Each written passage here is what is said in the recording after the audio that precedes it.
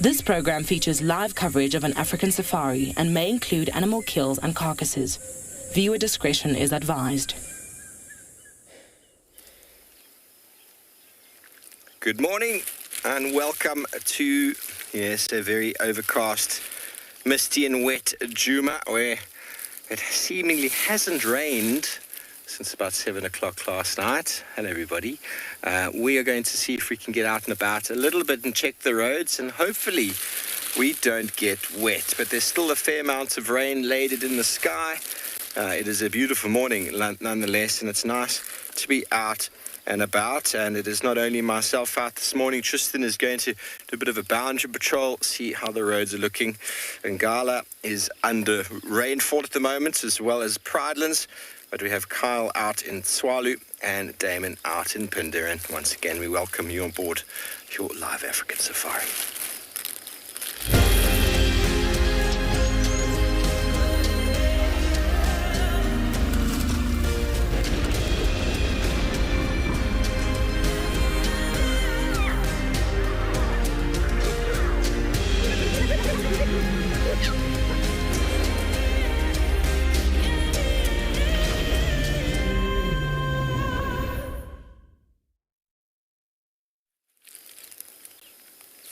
Hello and good morning from what seems to be a still very, very rainy morning, although there's only a few drops on our head. Tristan and I are going to chance it this morning. We've got all of our covers on and we just can't stay indoors any longer.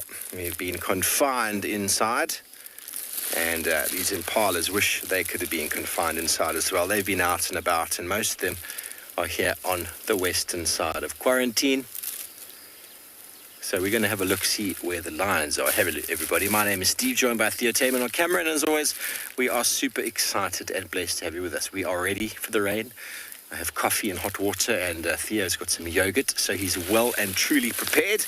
Don't forget, you may send through your questions to #WildEarth. Throw them on the YouTube chat stream.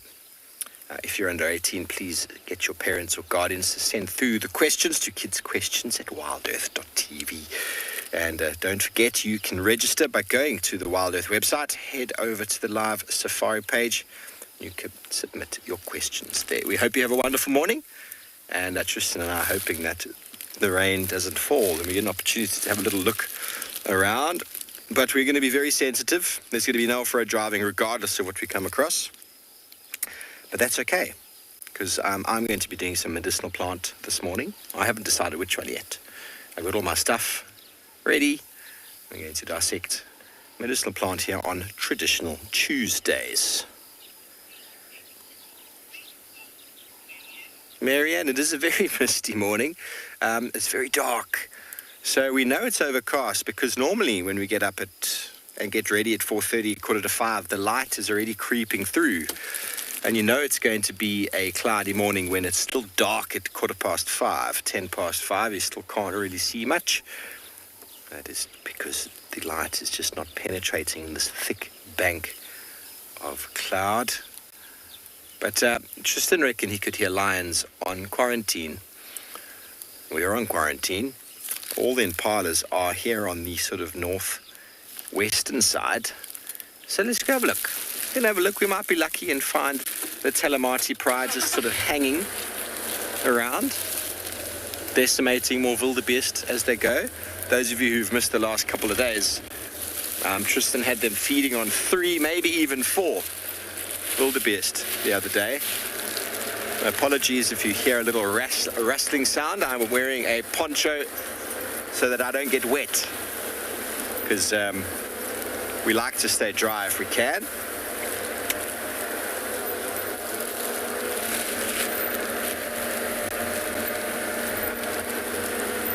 Okay, well, my co-commentator, as I said, is out and about. Let's send you around the corner to him so he can wish you a good morning.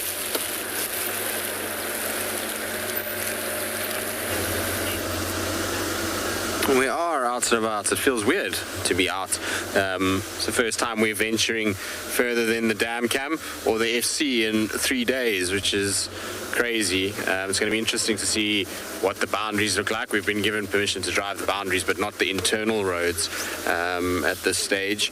So we'll see how that goes and see what we can find.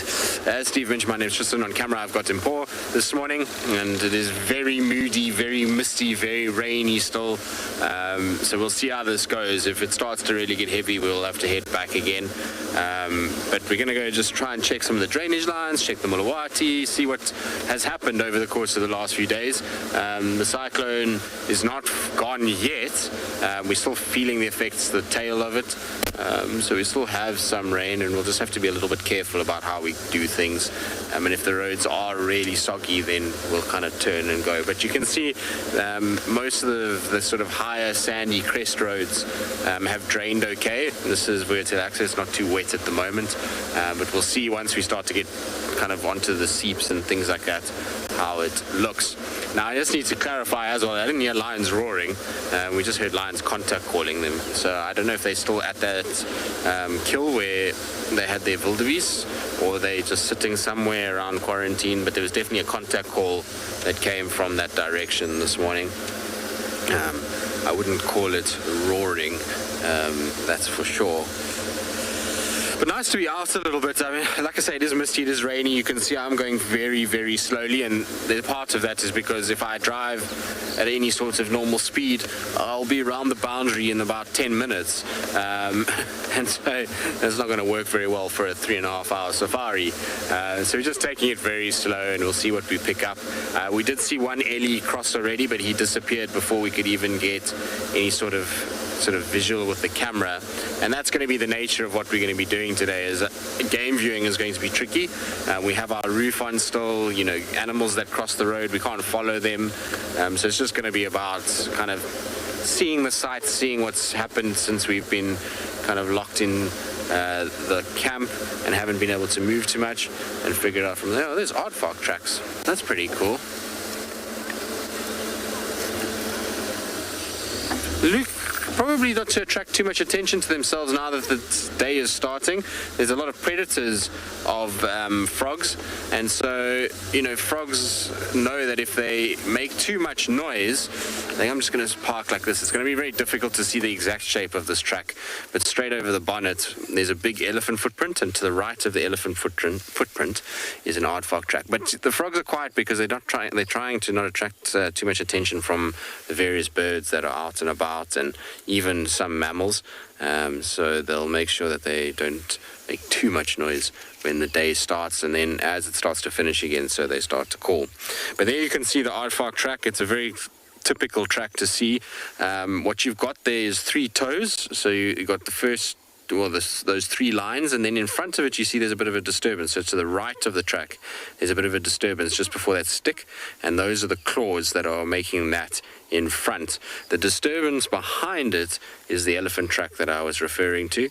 So you can see the kind of nice size between elephant track and aardvark, and both those tracks are after the rain.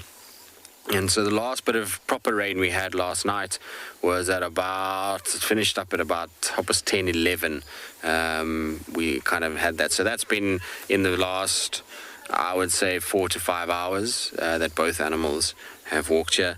I wouldn't be surprised that aardvark went into the block on our right here and has actually got a hole somewhere in this area. Lots of aardvark holes in this particular block, which is pretty cool.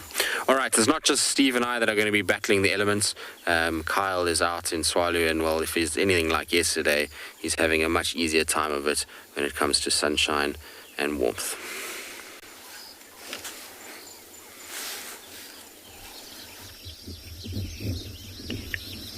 Well, a very warm welcome to everybody. And a big hello from Tshwane Kalahari. We are enjoying the beautiful scenes that are out in front of us, and then also enjoying the beautiful dawn chorus that is in full swing for this morning. So, just for the formalities, my name is Kyle. Good morning, Kyle Ansel, and behind camera is Craig. Thank you very much for joining us on this very live and interactive safari this morning. We are going to take a few minutes and just enjoy this dawn chorus. There's a lot of birds calling around at the moment, and it is just such a beautiful scene. So I'm going to allow you guys just to tap into this wonderful, wonderful energy.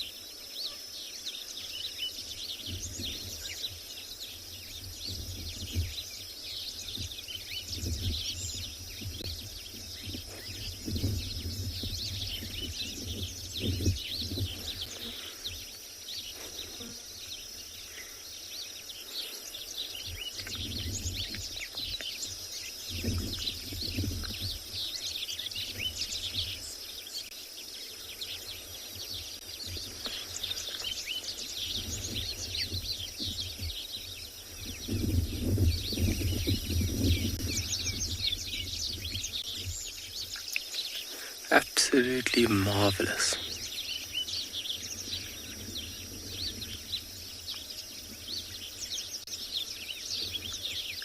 It does sound very confusing. It just sounds like a whole bunch of notes from various birds just jumbled all together. Literally, that's what it is. But over a bit of time, you can isolate a certain call. And when you really get into the dawn chorus and the calls of birds, it becomes very, very entertaining and a challenge to test one's skill by recognizing all these birds also in amongst everything else.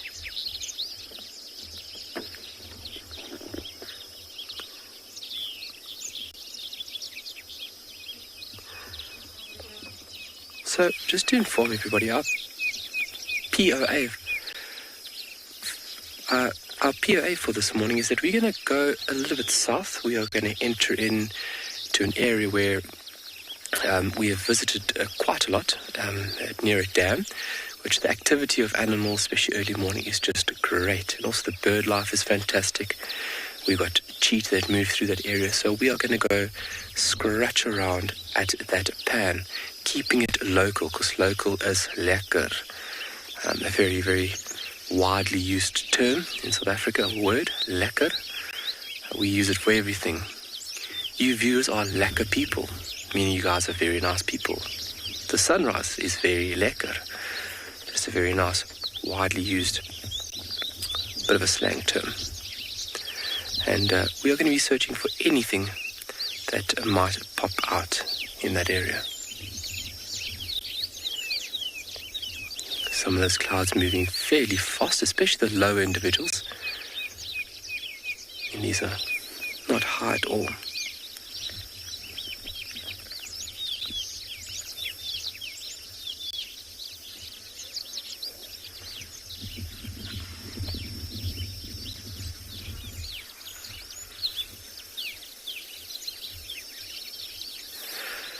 Well, we're going to start the vehicle and head on south, but we'll see you guys when we get back this side. We're going to send you over to Steve, and he is in search of anything.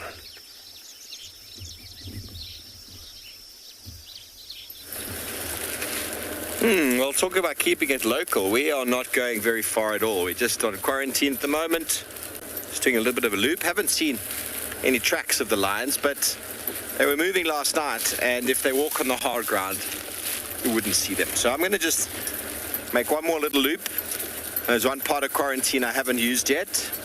We go down towards the dam. Maybe they're hanging around at the watching hole just outside Tambeto. It's possible. All the impalas have come this side, which is often an indication that the lions are that side, or whatever might be snarly and growly. So it's going to be a very localized drive this morning. So we'll see, once the light gets a bit better, we'll start dissecting some plants, start showing you some things. But it's just a little bit dark right now. Maybe we'll find this impala herd again. I see one individual up ahead. There's always impala to talk about.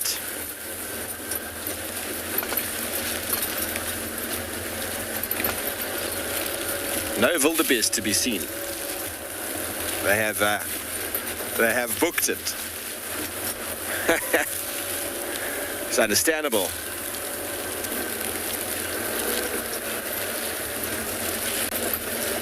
Michael, there's going to be no going near the den until it rains. Tristan's going to be on the edge of the reserve. I'm going to be on the dry patches here in the middle right now. We're not going to be going down the hill.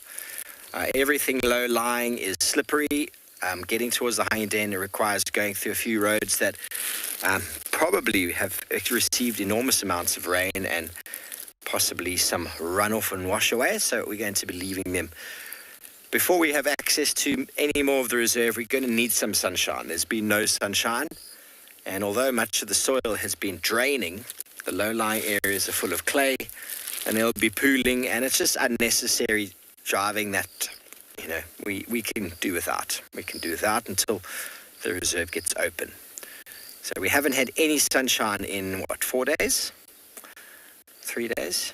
4 days. It's a long time. Let me move up and maybe get you a better view. There's an impala. I wish I could talk to them. Impalas, where did you see the lions?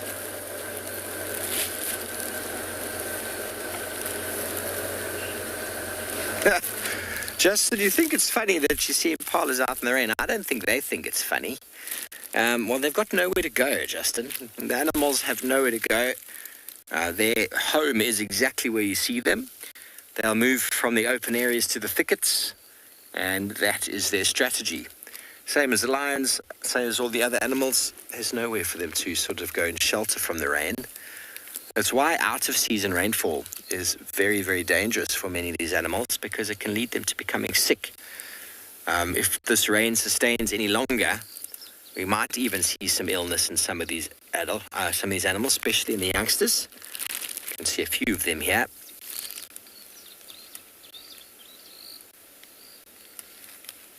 We also won't see too much regeneration of the vegetation until the sun comes out. Water is a very important part of the process, but the photosynthesis is harnessed by the energy of the sun. We're going to see the grass that was already extremely tall booming. They're all looking very relaxed, aren't they? Doesn't seem as if they've seen any form of predatory animal for some time.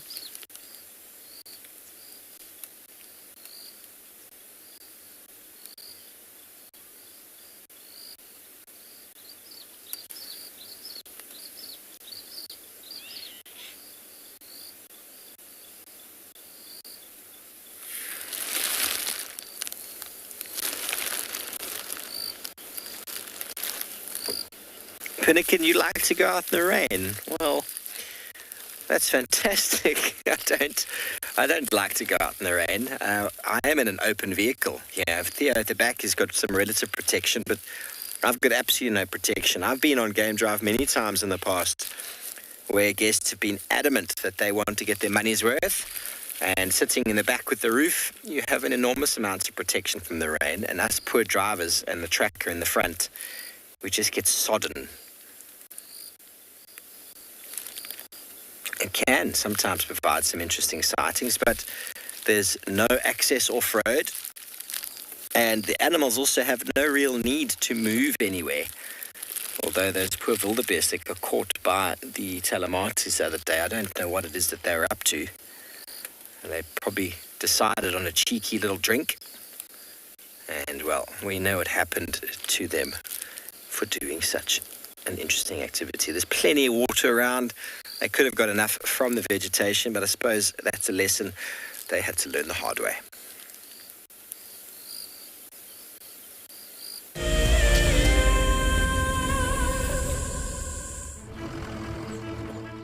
My name is Taylor McCurdy and I work for Eco Training. I love hearing from all of the viewers. However, I particularly enjoy those of you who have been watching for a few years. Your questions are just so advanced and they really get me thinking. If you'd like to ask a question on Wild Earth, you need to register on our website. Once you've done that, head to the Live Safari page and submit your questions below the live feed. So there we go, look. All three in one frame. Look at that, isn't that cool? Oh, that is so special. That is exactly what we had been hoping for, is all three of them to come together and make the perfect little family portrait. Tune into Wild Earth every single day. It's in your nature. For the month of January 2021, we are offering a chance to win a unique Wild Earth expedition to the magnificent Tswalu Kalahari. From the ancient Kortai's Koranenberg Mountains to the southern Kalahari's red sand dunes, Tswalu offers what travelers crave most: space and time. The winner will explore this landscape in a vehicle, on foot, or on horseback, with a chance to go behind the scenes with Wild Earth and of course meet the meerkats. The prize includes a 3-night stay for you and a friend at the luxury Motse Lodge, including flights from either Johannesburg or Cape Town. Open to all Wild Earth explorers who have signed up before the end of January 2021. Terms and conditions apply. Hi, I'm Mike Anderson, and I come to you live every day from Eco Training Pridelands Conservancy in South Africa. The wild animal I think is most underrated. I think buffaloes are the most underrated. They're so tenacious and ferocious and also very, very protective of each other, which I find incredible. You know, sometimes people think of the big five, they just think of lions and leopards and other big animals, but I think buffaloes are pretty underrated. Catch up with the guides daily here on Wild Earth.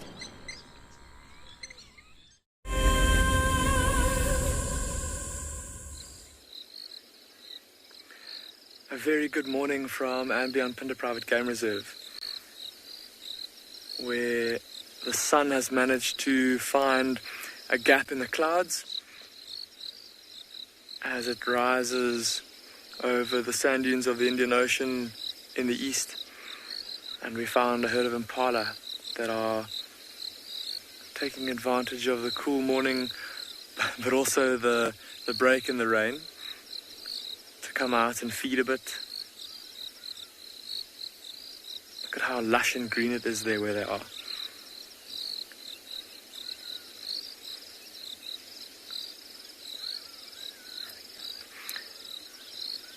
My name's Damon, and behind the camera this morning is Glenn.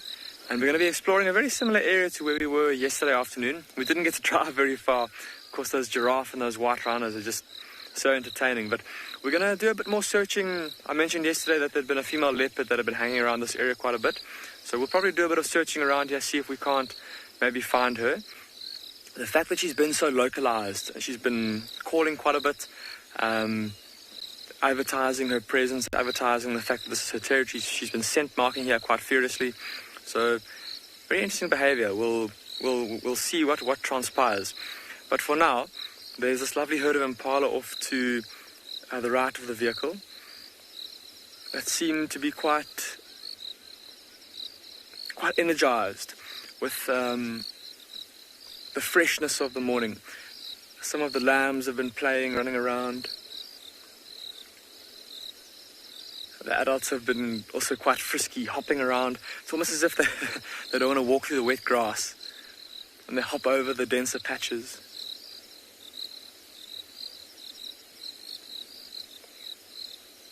There's a droning of red toads in the distance. I don't know if you can hear them. London, you're asking if these are all females?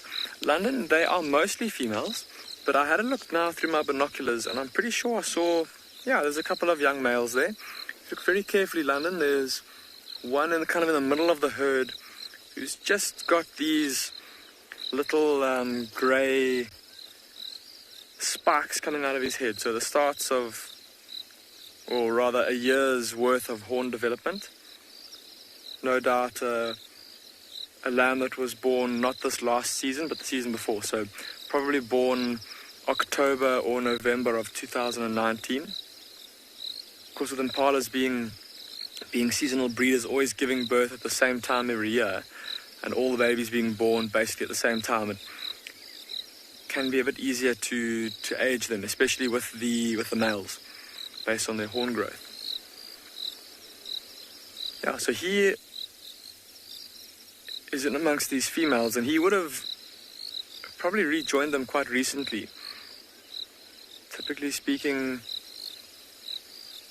all the young males get kind of chased away from the females at the start of the rut. So last year's rut, around March, April, May time, would have chased most of the young males away from the herds of females, but he's obviously come back. Also there's at least a second young male, and there may be a few more in there as well. Of course, there's also the young, the lambs from this last season that are male that will be in there somewhere. The only two lambs I could get a close look at, though, were both female. By this age already, we're starting to see little stumps growing out of their heads, the very beginnings of their horns. Very cute to see.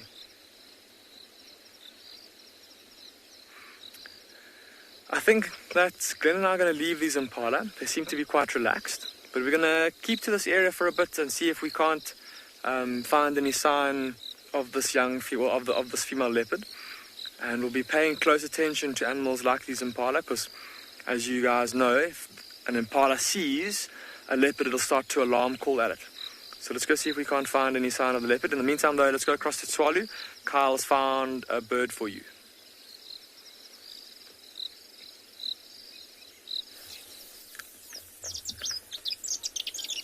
Well, that is very true from Damien's side. Using antelope or hooved ungulates is always a very efficient way of finding a predator.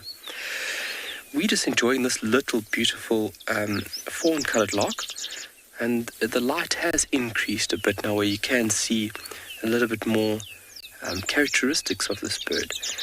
But when you don't have the available light, that's when call obviously comes into vital play. Or if you're forest birding is very difficult, and you rely on calls most of the time to ID and find birds. But it's a very beautiful song from this bird. And as we stopped here, Craig mentioned that he had something in his beak. And on a closer investigation, it does. It's got some food. It looks like a little grasshopper wedged in between the two parts of the beak, and you can see the bird still able to call. The mouth doesn't need to be, or the beak doesn't need to be opened fully for the bird to call, just as is in picture right now.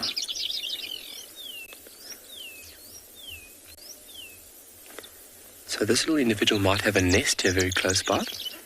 Calling like this is a way of displacing intruders. And with that food item in the beak, I'm almost sure that there's a nest somewhere here. And they'll build a little cup nest. And that is usually a domed nest. And it is concealed within or under the tuft of grass. Sorry? I think that's it. Maybe.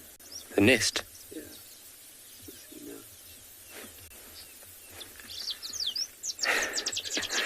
Well, Craig spotted a nest in the tree. Ooh. Any ideas from our viewers of who could have created that beautiful nest? Looking at its intricacy, you're going to need a lot of skills to build that beautiful and elaborate structure. We've got a few species here, and they're all categorized by this behavior of these beautiful nests. You get some that are very striking in colour, and there's a big sexual dimorphism found throughout the group. Oh, there's an individual. Hello! Wow! Look at that.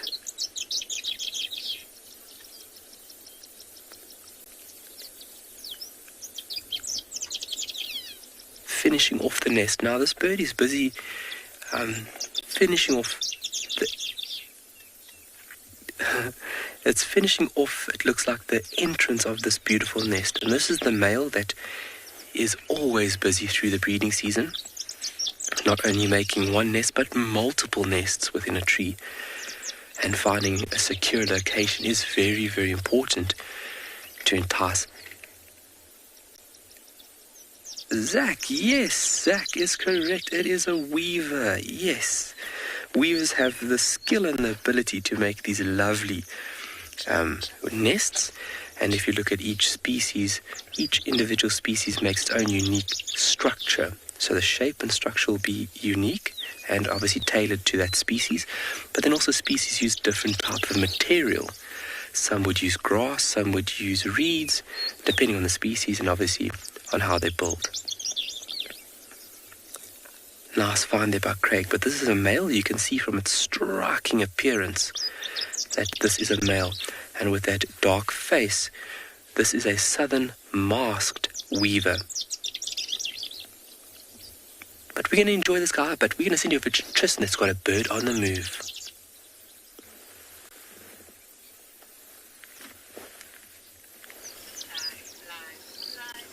It's hard not to enjoy weavers.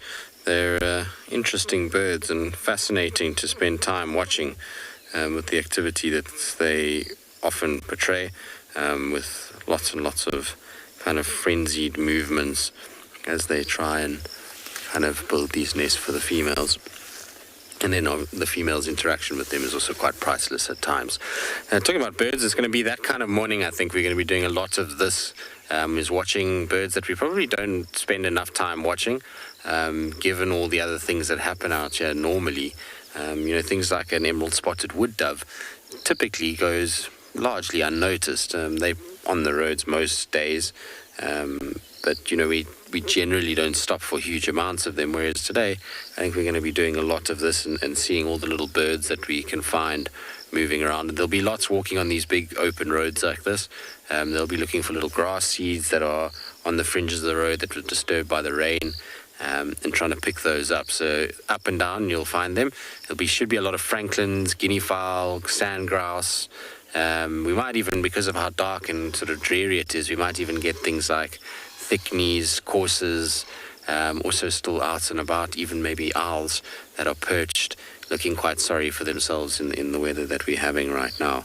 And these little birds particularly are really pretty little doves. They, unfortunately, like I say, don't get a lot of attention, but if you get them in the right light, the combination of those kind of drabber colors with that emerald beautiful green that they've got on the wings actually makes them quite an endearing little bird. They also small and kind of petite, so they've got a little kind of cute factor, I suppose, in some ways. And it makes them very, very intriguing to look at. Now you'll notice the wood dove is on the right, but in the middle of the road a Cape turtle dove has just landed as well, and it'll give you a nice size comparison between the two. Has little feet and quick feet as well. They move quite fast. Look at these doves they're displaying to one another. But you can see the size difference quite clearly between the two turtle doves that are running away and the little emerald spotted wood dove in the foreground. Much, much smaller bird. They are really going to be no competition for those larger doves. But luckily, when you're a grass seed eater, there's more than enough food all over the place, particularly at this time of the year, and so they don't have to worry too much about competition between the doves. They're all able to find what they need. But you can see it's just kind of pecking right at the fringe of the road, and that's, like I was saying, it's because with the rain, lots and lots of seed has been dispersed and has made to fall. And where does the grass grow? On the fringes of the road, and that's why it's concentrating its effort there rather than in the middle of the road. Also, on this road, you'll see that there's a slight sort of camber to the road. It slopes from the middle downwards on each side. And if you look on the left side, you can see the effect of that is it creates a funneling of water down these left sides, and that means that that's going to have washed lots and lots of seeds and food onto the fringe of the road for these little birds to feed on. All right, we're going to keep bumbling. We'll keep heading south down the road. In the meantime, it sounds like Stephen has, well, found what he was looking for in the form of some sleepy cats.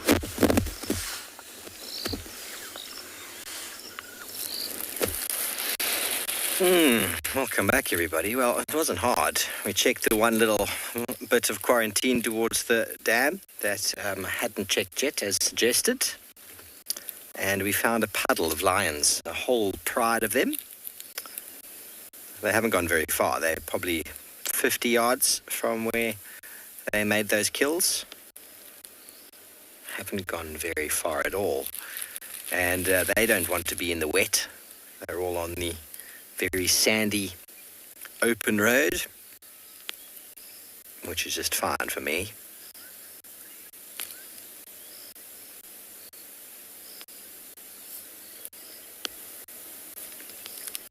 For those of you who are unaware, this is the Talamati Pride, who hails from the north. That individual can smell something. What's she smelling there? It's almost no wind. So we're between Voitela Pan and Tambeta Pan. So a very good place for a pride to lie up. If anybody went to one of the watering holes, they could potentially find themselves in a bit of trouble. But you say it's a lion carpet. Well, it is indeed. It's definitely a roadblock. Definitely have to check if we've got our passports and all our paperwork before we go through.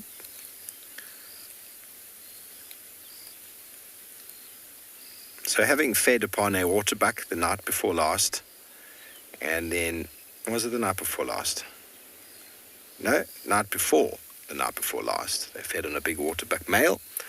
And Tristan had them the night before last, feeding on at least 3 wildebeest.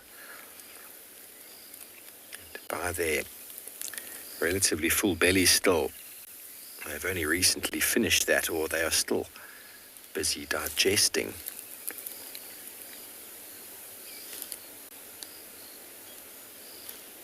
So I like Tristan's comment. It is going to be a birding kind of morning. I'm hoping to maybe see one of these vagrants that have come in, the sooty terns or the frigate bird. Oh, there's the old girl with the injury to her cheek. Her left cheek has got a little bit of a nick in it. And they get rather infected from the dirtiness of the nails and the lifestyle.